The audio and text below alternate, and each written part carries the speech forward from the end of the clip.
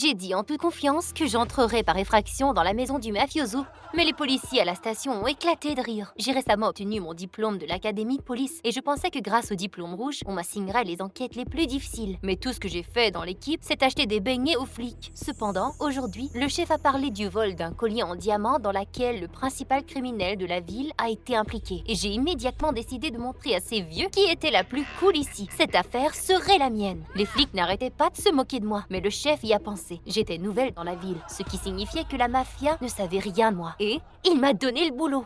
Tout le monde était sous le choc. Et j'étais heureuse. C'était ma chance de faire mes preuves. J'attendais ça depuis si longtemps. À la station, on m'a donné un talkie-walkie et un pendentif avec une caméra intégrée. 1 heure plus tard, j'étais devant la maison. J'ai été rencontrée par un garde de sécurité qui m'a regardée avec incrédulité et m'a ensuite conduit au patron, Monsieur Batista. Je commençais à transpirer. Notre principal suspect se tenait devant moi. Même si j'avais de fausses références, j'avais peur qu'il découvre la vérité. Le mafioso fixa longtemps mon pendentif. S'il voyait la caméra, j'étais foutue. Mon cœur battait à tout rompre. Mais tout ce que Batista a dit était que le collier m'allait bien et qu'il était prêt à m'engager. Il a immédiatement décidé de me faire visiter la maison. Mais dès que je suis arrivée à son bureau, le mafioso m'a dit qu'il était strictement interdit d'y entrer. Lui seul avait les clés. Mais qu'est-ce qu'il cachait là-dedans? La nuit tombée, pendant que tout le monde dormait, je me suis faufilée dans la chambre du mafioso et j'ai prudemment ouvert la porte. Mais elle grinça fortement. Oh non! J'espère que personne n'avait entendu. J'y ai glissé la tête. Batista ronflait bruyamment dans son lit.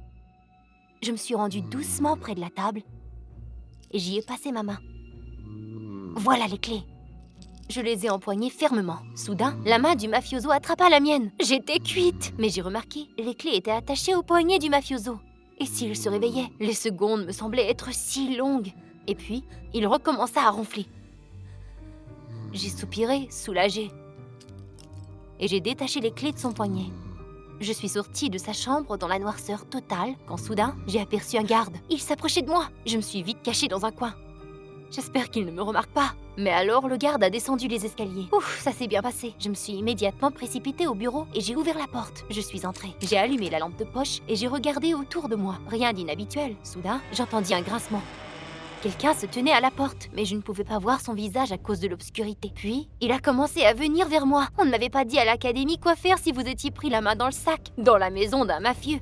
Et puis, il a soudainement dit mon nom et m'a serré. Hé, qu'est-ce qui se passe? Quoi, princesse, tu ne me reconnais pas? Il sourit. Maintenant qu'il était plus près, je pouvais voir son visage. C'était Sean. J'avais le béguin pour lui au lycée. Avant de graduer, il avait déménagé sans m'en avertir. J'avais été tellement brisée. Sean m'a demandé ce que je faisais ici, étant donné que j'avais gradué de l'académie policière et non l'école des bonnes. Je suis devenue tendue. Et s'il était l'agent du mafioso?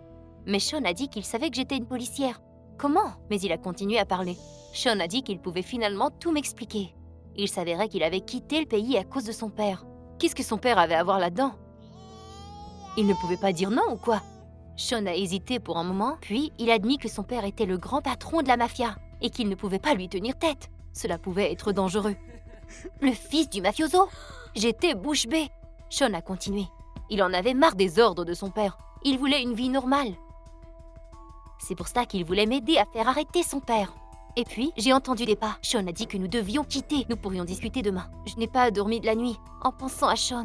Après son départ, je n'avais pas pu m'en remettre pour si longtemps. Et j'ai imaginé à quoi ressemblerait notre première rencontre. C'était incroyable que cela se produise. Le matin, j'ai été réveillée par un appel du chef. Grâce à la caméra dans le pendentif, ils ont entendu notre conversation avec Sean. Le chef a dit que notre liaison poserait un problème et il voulait me suspendre. Merde! Mais Sean et moi n'avions pas été en contact depuis si longtemps. Il y eut un long silence à l'autre bout de la ligne. S'il vous plaît, donnez-moi une chance. Le chef a soupiré. D'accord, une petite erreur et j'allais être forcée de lui apporter du café et des beignets pour le reste de ma carrière.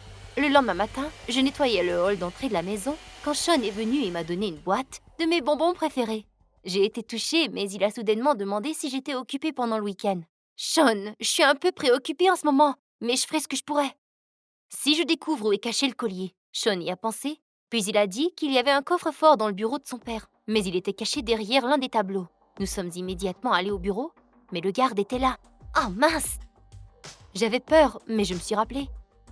Tu as un diplôme rouge de l'académie policière. Tu peux tout faire. Puis je suis allée voir le garde et je lui ai dit que je devais nettoyer le bureau. Mais il m'a fixée et m'a dit d'aller me faire foutre. Merde, qu'est-ce que je devrais faire? Et soudain, Sean, qui ne connaissait rien au truc de policier, s'est approché du garde. Il allait tout bousiller. Mais Sean a commencé à parler du football pendant qu'il me poussait vers la porte. Le garde était tellement engagé dans la conversation qu'il n'a rien remarqué. Je me suis prudemment glissée à l'intérieur. Le coffre-fort était derrière le tableau. Tout ce que j'avais à faire, c'était de me souvenir des instructions pour le piratage. J'ai essayé encore et encore, désespérée. Mais la lumière verte s'est allumée. Ça marchait. Avec des mains tremblotantes, j'ai sorti la boîte en velours du coffre-fort. Je ne croyais pas mes yeux. Il y avait un pendentif à l'intérieur. Puis, Sean est arrivé à la course. Il m'a dit que son père était en chemin vers le bureau. Nous devions sortir d'ici et vite. Les pas se sont rapprochés. Je pouvais entendre le mafioso monter l'escalier. Puis Sean a ouvert la fenêtre et m'a dit de sauter. J'ai échappé le pendentif par erreur. Mais il était trop tard. Nous avions déjà sauté. Quel gâchis! À travers la caméra du pendentif, le chef a tout vu. Toutes mes erreurs.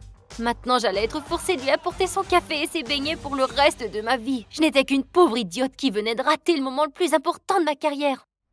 Nous n'avons pas très bien atterri. Je me suis mise à pleurer. Sean a essayé de me calmer. Il était si gentil et sincère, comme lorsque nous étions au lycée, quand je m'étais fait mal en classe de gym. Nous nous sommes cachés dans la cour. On dirait que tout le monde était à notre recherche. Bientôt, il y avait plein de gens dans le parking. On regardait au coin de la rue, le mafioso montant dans sa voiture, et dans ses mains, il tenait la belle boîte de velours. On pensait qu'il voulait la cacher. On devait les rattraper avant que le Batista ne la cache. Sean, tu vas m'aider, non? Et puis, Sean m'a regardé dans les yeux, disant qu'il était prêt à prendre le risque, mais à une condition. Que je sorte avec lui. Je n'ai même pas eu le temps d'y penser. Oui, Sean, je vais sortir avec toi. Je t'en prie, fais quelque chose. Très rapidement, nous étions en train de pourchasser le mafioso. Mon cœur battait. J'ai eu l'impression que nous les avions perdus. Mais Sean était très bon pour manœuvrer. Nous avons continué la chasse. Ils se sont arrêtés à un bâtiment délabré et sont entrés. Sean et moi avons suivi tranquillement. Accroupis dans les décombres, j'ai pointé le pendentif vers le mafioso. Et puis, il a pris le collier dans sa valise. Au même moment, une grosse main m'a agrippé l'épaule. C'était un garde. On nous a amenés au mafioso. Batista a ri du visage terrifié de Sean et moi. Il a dit que tout cela n'était qu'un test pour son fils. Je savais que les choses étaient louches depuis le début. Je devais nous sauver, Sean et moi, d'une façon ou d'une autre. J'essayais de sortir le talkie-walkie de ma poche pour donner les coordonnées au chef. Mais le garde de sécurité m'a aperçu. Il l'a lancé contre le mur. C'était la fin. Je ne veux pas mourir. Mais soudain, un mégaphone pouvait être entendu au loin. Tout le monde arrêté. Police. J'ai vu le chef parmi les policiers. Comme j'étais contente. Quand il s'est approché de moi, j'ai demandé « Le talkie-walkie fonctionnait-il » Et il a dit qu'il était inquiet pour moi et a regardé la vidéo du pendentif tout le long de l'enquête. Donc il savait où nous étions. Je lui remercie sincèrement et en retour, il m'a félicité et m'a dit que je lui rappelais sa fille. J'étais persévérante, mais j'avais besoin d'être surveillée une fois de temps en temps. Quelques semaines plus tard, le mafioso a assisté à son procès. Lorsque le jury avait délibéré, j'ai entendu une série d'applaudissements. Il m'a fallu un certain temps pour réaliser qu'il m'était adressé. J'ai prouvé à tout le monde que j'étais une vraie flic. Soudain, j'ai remarqué Sean. Il est venu me voir et m'a rappelé notre accord. Waouh! À cause de ce qui s'était passé, j'avais oublié notre rencard. Mais j'ai accepté avec plaisir. Après tout, c'est Sean qui m'a aidé à m'en sortir. J'ai passé toute la soirée à choisir ma tenue, comme quand j'étais jeune. Pourquoi étais-je si excitée? Est-ce que je n'avais jamais oublié Sean pendant toutes ces années? Nous étions assis sur son sofa quand il a sorti une boîte de velours sous le siège. Sean m'offrait un cadeau? Il l'a ouvert, mais à l'intérieur, il y avait le pendentif en diamant. Qu'est-ce qui se passait? Il était censé être à la station de police. Sean a dit qu'il ne laisserait jamais les flics imbéciles avoir le collier. Et maintenant, la police avait un faux. Il s'est avéré qu'il avait longtemps rêvé de prendre le trône du chef de la mafia, mais son père refusait de céder. Et puis, j'avais apparu. Il lui avait offert sa chance. Avec un sourire, il a dit que je serais sa reine. J'étais figée. Non, ça ne se peut pas! Il m'avait utilisée! Sean m'a dit que nous ne serions plus jamais séparés. J'ai essayé de reculer, mais Sean me retenait. Il était plus fort que moi. J'aurais dû jouer le jeu. Je lui ai fait un sourire forcé et lui ai dit qu'être sa reine n'était pas si mal.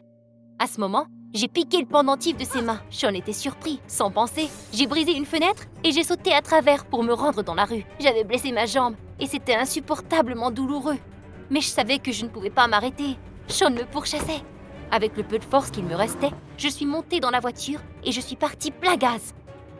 Je ne pouvais toujours pas croire que le bâtard m'avait trahi. J'ai conduit longtemps sans regarder en arrière, puis j'ai quitté la route pour aller dans les bois. Mes mains tremblotantes, j'ai appelé le chef et lui ai dit la vérité sur le collier. Mais il m'a interrompu. Il n'avait rien contre Sean. Personne ne me croyait. Comment cela pouvait-il être? J'étais si nerveuse que c'était difficile de respirer. J'ai mis ma main sur ma poitrine. Oh, le pendentif! Après avoir terminé l'enquête, j'avais oublié de le rendre. Et la caméra avait filmé tout ce temps. J'ai démarré le moteur brusquement. Tout ce que j'avais à faire était de me rendre au poste de police. Et comment cette histoire s'est-il terminée? M'a demandé un des étudiants. Eh bien, grâce à cette affaire, je suis maintenant l'une des inspecteurs en chef de la police. J'ai résolu des dizaines d'enquêtes. Et puis, quelqu'un au fond de la classe demanda discrètement quel était le principal conseil que je leur donnerais pour l'avenir. J'y ai réfléchi un moment, mais j'ai répondu fermement. Après cette enquête, je sais avec certitude que vous devez croire en votre rêve et aller jusqu'au bout, malgré tous les obstacles. Puis, tout s'arrangera.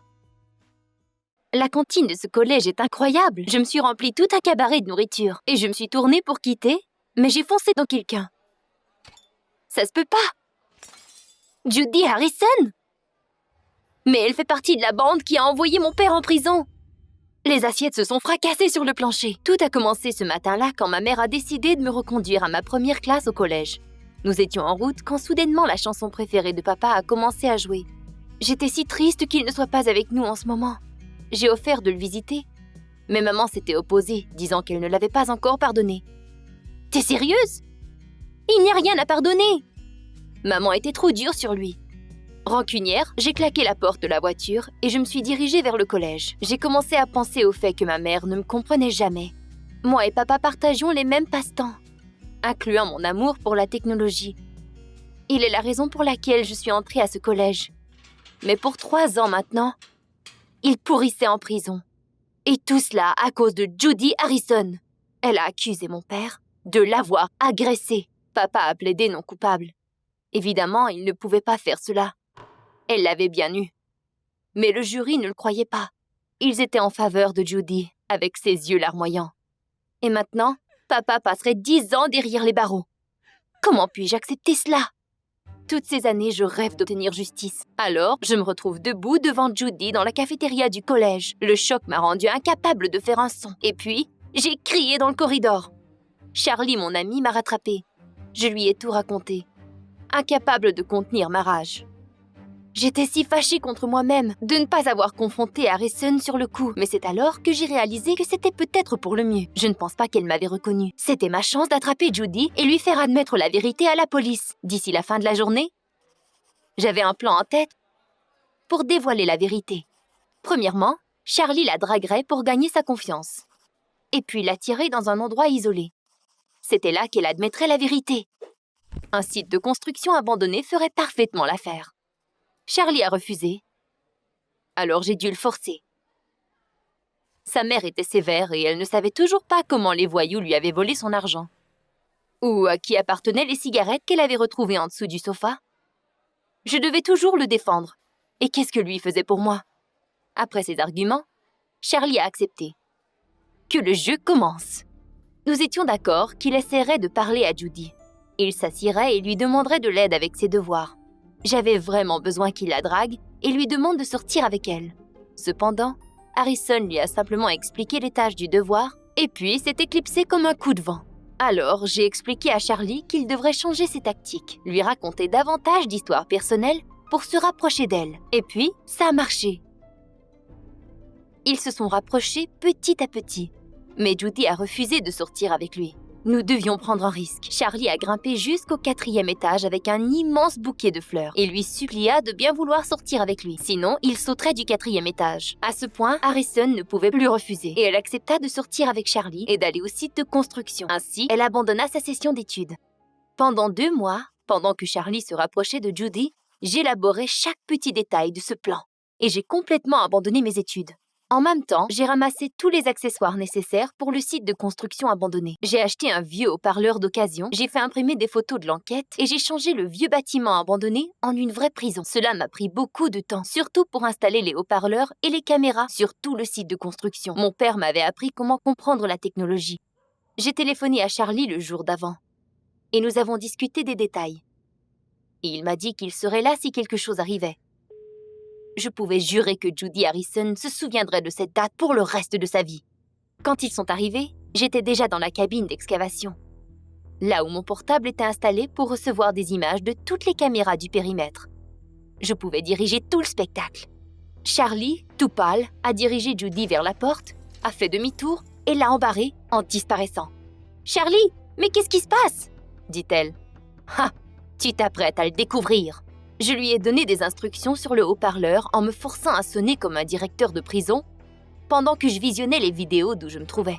« Judy Harrison, l'Assemblée de vérité t'attend !» Elle bondit par surprise.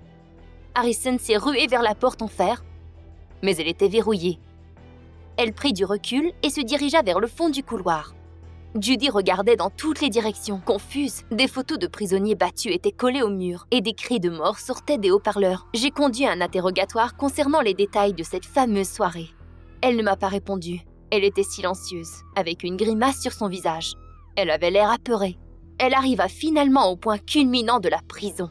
C'était une pièce toute décorée de squelettes où une boîte faite en bois se trouvait au milieu de la pièce. « Vous êtes reconnu coupable de calomnie contre Henry Chapman », j'ai dit. « Et vous serez puni en conséquence. Dirigez-vous vers la boîte immédiatement. » Puis, le grillage derrière elle s'est refermé et la pièce s'est fait inonder d'une lumière rouge sang. Harrison est devenue pâle. « S'il vous plaît, laissez-moi sortir !» elle criait. « Je suis claustrophobique !» Je suis restée silencieuse pendant quelques minutes pendant que Harrison hurlait. Finalement, elle est allée à la boîte et elle a pris l'uniforme de prison ainsi que l'étiquette. « Vous avez ce que vous méritez. 10 ans !» À ce point, j'étais descendue de ma petite cachette et je me dirigeais vers Judy. « Je suis la fille d'Henry Chapman et tu as menti en son nom. Et maintenant, tu ne quitteras plus cet endroit jusqu'à ce que tu acceptes d'admettre tout à la police. » Harrison s'est alors mis à s'étouffer. Elle est devenue blanche et s'évanouit. Ça ne pouvait pas être pire. J'étais furieuse. Je ne voulais pas qu'elle sorte d'ici. J'ai dû l'aider et la tirer hors du couloir. Soudainement, d'un brusque mouvement, elle piqua la radio de mon pantalon et me poussa sur le côté de toutes ses forces. Je l'ai aperçue brièvement qui tirait le levier avec un sourire machiavélique. Un énorme boulet de démolition passa près de moi et défonça le mur. Le sol s'est brisé et je suis tombée dans un trou. Mais c'est une blague! J'ai atterri sur des sacs mous et j'entendais des bruissements tout autour de moi. Oh mon Dieu, des rats! C'était peine perdue d'essayer d'appeler Charlie. Charlie était dans l'autre aile. Et puis, j'ai entendu Harrison crier qu'elle savait tout. Judy connaissait notre plan. Maintenant, c'est à mon tour de jouer un peu. Elle s'exclama malignement. Quelle peste! Comment ai-je pu être aussi stupide? Imagine revenir d'une fête avec ton frère, chuchota Harrison, de façon inquiétante. Tu dois te demander de quel frère je parle. Tu n'en as pas, mais moi, oui. Ou, plus précisément, ce qu'il reste de lui. La voix de Harrison se brisa, et je me suis sentie très mal. Il est tard le soir. Vous partez tous les deux ensemble, lorsqu'une voiture nous fonce dessus. Soudainement, j'étais aveuglée par une lumière très forte. Un conducteur ivre nous a foncé dedans à pleine vitesse. Fred était aux soins intensifs. Les médecins ont tout fait pour le sauver pendant des jours, mais ils ont dit qu'il serait toujours handicapé. Mon frère a dû oublier sa carrière d'athlète. Judy s'est exclamée avec misère. « Je veux te montrer quelque chose. » Harrison s'est approché de moi et m'a tendu une photo. La photo montrait un Jeep noir avec une plaque d'immatriculation ABC 4530. Oh mon Dieu! Papa! Je ne pouvais pas retenir mes larmes. La police ne m'a pas cru, a dit Harrison. Il s'en est sorti. Il a trouvé des gens qui avaient vu sa voiture ailleurs et la photo fut jugée de fausse. Alors, j'ai décidé de prendre les choses entre mes mains. Elle a pris une photo de papa pendant qu'elle était seule et elle a inventé une histoire avec cela. Cette fois-ci, les policiers la croiraient, car elle avait tout manigancé. Le temps s'était arrêté. Harrison ne disait plus un mot. Elle se tenait là, la photo en main. « Tu mens !» je me suis exclamée, et je lui ai sauté dessus. Nous nous apprêtions à nous battre lorsque Charlie est intervenu. Il m'a tiré loin d'elle. Il soupçonnait depuis longtemps que quelque chose n'allait pas, mais il ne savait pas quoi. Il m'a demandé de me calmer. Ah, et puis merde! Cet hypocrite avait fait enfermer mon père sous fausse accusation. Harrison m'a dévisagé, s'est retourné et quitta. Je ne m'étais pas attendue à cela. Je suis allée à la prison après cette affaire du site de construction. J'ai dit à mon père ce que j'avais appris, mot pour mot. J'étais pendue à ses lèvres. « Allez, dis-moi !» Mais il était silencieux. Il baissa sa tête. Alors, voici ce qui est arrivé. Et j'ai perdu connaissance. J'avais espéré que mon père réfuterait toute l'affaire. Mais tout ce qu'il a dit était que ça avait été une période difficile de sa vie. Comment avait-il pu me mentir? Je ne me souviens plus où je suis allée après. J'errais les rues. Je détestais tout le monde. J'ai décidé de ne pas rentrer chez moi. Je suis allée au site de construction et j'y suis restée jusqu'à ce qu'il fasse nuit. C'est là qu'elle m'a trouvée. Judy. Elle a dit qu'elle voulait simplement obtenir justice. Bien sûr, je lui ai rendu l'appareil. J'étais désolée pour son frère, mais je ne savais pas comment aider. Après la conversation, nous nous sentions toutes les deux mieux. Le jour suivant, je cherchais Charlie. Cependant, au collège, j'ai immédiatement été convoquée au bureau du directeur. Il s'avérait que j'avais coulé le test et qu'à ce rythme, je risquais de perdre ma bourse. J'avais si honte de ma revanche stupide. J'avais abandonné mes études. Je me sentais mal pour Charlie. J'ai remarqué qu'il aimait bien Harrison, mais il était déchiré entre nous deux. Alors je lui ai dit que maintenant, moi et Judy étions en bons termes. Je me fichais bien qu'il lui demande de sortir. J'ai réalisé à quel point c'était important d'être capable de pardonner, spécialement si vous êtes aimé. Non, ce n'est pas facile d'accepter les mensonges de mon père, mais je dois le revoir et tenter de recoller les morceaux. Et je dois tout expliquer à ma mère. Peut-être qu'elle pourrait le pardonner maintenant. Après tout, nous sommes tout ce qui lui reste. Je suis une psychique. Mon don est de guérir avec mes mains. Mais cette fois-ci, le client était spécial. Bill White. Il voulait que j'efface tous ces souvenirs qu'il tourmentait. Je l'ai touché, mais soudain, tout est devenu noir. À ce moment, j'ai eu une vision très étrange.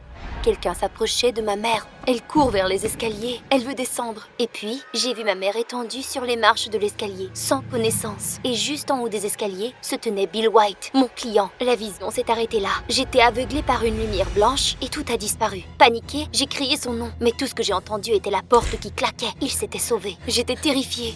Tout était noir. Je ne pouvais même pas distinguer les objets autour de moi. La dernière chose que j'ai vue était ma mère assassinée. Qu'était-il arrivé? Tout le monde dans la ville connaissait mes dons. Mais je n'avais jamais eu de vision avant. Je ne faisais qu'aider les gens à se débarrasser de leur douleur. Même si ma propre douleur ne s'était jamais dissipée depuis des années, c'était différent. Pour aussi longtemps que je pouvais me rappeler, j'étais tourmentée par cette question. Qui était responsable de la mort de ma mère? Cela s'était produit quand je n'avais que 6 ans. Je me rappelle vaguement de pleurer sur le corps inerte de ma mère, et puis la police est arrivée et m'a emmenée à l'orphelinat. Après quelques années à l'orphelinat, j'ai réalisé que j'avais un don. Au début, je guérissais les enfants de l'orphelinat, mais après ma graduation, on m'a offert un appartement, là où je recevais mes clients. Ceux qui étaient en voie de guérison passaient le mot. Et bientôt, des gens de partout dans la ville venaient me visiter. Apparemment, Bill White avait entendu parler de moi. Il semblerait que pendant notre session, j'avais découvert comment voir le passé. Peut-être que Bill savait quelque chose à propos du meurtre de ma mère. J'essayais de le retrouver. Tout ce dont je me rappelle de lui était un grain de beauté juste en haut de sa lèvre. Tout comme moi. Et puis, j'ai alors pensé à Matt, le policier que j'avais aidé avec une migraine terrible. Je devais lui téléphoner. Mais il était difficile pour moi de bouger et de me retrouver dans la pièce. J'échappais constamment quelque chose et je me heurtais sur tous les meubles. Il y avait de la noirceur partout. Finalement, j'ai trouvé mon téléphone en tâtant autour de moi et je suis allée dans mes contacts de mémoire. J'ai commencé à appeler tout le monde et finalement, j'ai entendu la voix de Matt. Ça a fonctionné. Je lui ai raconté pour le client étrange et ma vision de la mort de ma mère. Mais Matt a dit qu'il s'était fait suspendre des forces policières et qu'il ne pouvait désormais plus s'impliquer dans des investigations. À ce moment, je n'avais plus d'espoir. Je n'avais plus personne vers qui me tourner. 1 heure a passé, et puis 2. Tout à coup, Matt m'a rappelé. Il m'a dit qu'il y avait bien pensé et qu'il voulait m'aider. Et il avait de bonnes raisons. Matt a dit que lorsqu'il travaillait comme détective, sa femme s'était fait tuer. Il avait essayé de trouver le coupable lui-même. Il avait ramassé plusieurs preuves et même trouvé l'adresse de celui qui l'avait fait. Mais finalement, il n'avait pas eu la chance de l'arrêter. Le tueur s'était suicidé. Après cela, Matt ne pouvait plus travailler comme auparavant. Alors, il s'est retraité. Tout tueur doit être puni justement. Matt a ajouté. 1 heure plus tard, il était chez moi. Matt m'a demandé mon portable pour pirater les bases de données de la police. Après une longue recherche, il a trouvé la rue où habitait Bill White. Matt a essayé de trouver le numéro de sa maison, mais soudain, le système nous a bloqués. Merde! Au moins nous avions essayé. Plus tard en soirée, nous nous sommes rendus vers l'extrémité de la ville. Nous devions chercher White ici. Nous avons visité toutes les maisons sur cette rue. Personne ne savait qui il était. Nous avons décidé de retourner. Puis, Matt a remarqué une maison avec des fenêtres recouvertes de vieilles planches. Nous nous sommes approchés et avons monté sur le porche. Et soudain, je me suis sentie très étourdie. J'ai attrapé la balustrade et puis...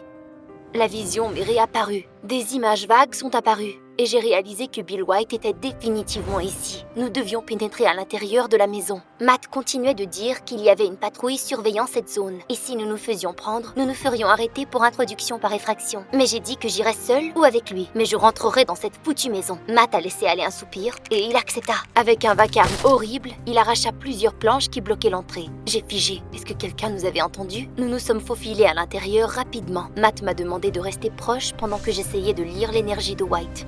Je sentais les murs et les meubles dans chaque pièce et j'espérais qu'une autre vision m'apparaisse. Soudain, Matt s'est arrêté brusquement. Il a dit qu'il y avait une photo sur le mur. Il y a un homme avec une fille. Elle te ressemble drôlement. Matt a dit en rigolant. J'ai décroché la photo du mur. Une autre vision m'est apparue. Quelqu'un qui m'offrait un jouet. Et puis, j'ai entendu une voiture s'approcher de la maison avec une sirène de police. Allons-y, a dit Matt. Et 1 seconde plus tard, il y a eu un fracassement horrible quand les policiers sont entrés de force dans la maison. J'ai hésité, mais Matt m'a pris par le bras. Nous avons couru aussi vite que nous le pouvions. J'ai entendu la sirène de police nous suivre, mais au dernier moment, Matt l'a poussé hors du chemin et nous avons couru hors de la maison. J'étais épuisée, mais Matt a dit que nous ne pouvions pas nous arrêter. Seulement quand nous serions très loin, nous pourrions appeler un taxi. Je tenais la photo dans ma main, mais la vision ne m'apparaissait plus. J'ai demandé à Matt de me décrire l'homme sur la photo. De grosses pommettes, un grain de beauté au haut de sa lèvre. Matt a dit « C'était Bill White ». Je me rappelle qu'il avait le même grain de beauté que moi. J'ai demandé à Matt de prendre la photo à une station pour nous révéler plus d'informations concernant White. Qui était cette fille? Peut-être qu'elle pourrait nous aider? Matt a dit qu'il n'était pas bienvenu à la station de police, mais il essayerait de trouver une solution. Matt n'a pas répondu son téléphone le jour suivant. Et ce n'était que tard en après-midi qu'il a appelé. Finalement, il avait été capturé par la police. Matt a dit qu'il se ferait libérer que sous une caution. C'était l'enfer. C'était à cause de moi qu'il s'était fait incarcérer. Je devais l'aider. Je me suis agrippée pour rejoindre mon casier là où je gardais tous mes objets de valeur et mon argent. J'espérais que ça serait suffisant. Avec difficulté, je me suis sortie de la maison et j'ai suivi le son des voitures sur l'autoroute. Je n'avais jamais fait de pouce auparavant, surtout sans avoir la vue. Finalement, un gars s'est arrêté par pitié et m'a offert de me reconduire. Quand Matt s'est fait libérer, je lui ai dit que je ne pouvais plus accepter son aide. S'il se faisait attraper une autre fois, il irait en prison. Mais Matt a dit qu'il voulait en finir avec cette histoire. Nous le ferions ensemble. Il a juré sur son honneur de policier qu'il n'abandonnerait pas. Oh, Matt!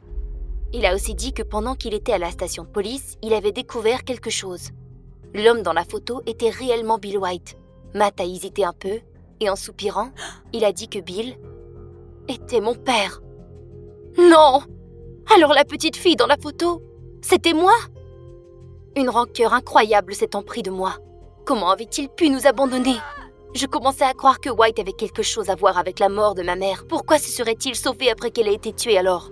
Le matin suivant, nous avons conduit vers un voisinage pauvre, là où White pouvait être. Matt a parlé aux mendiants, mais personne ne savait rien. Nous étions sur le point de quitter.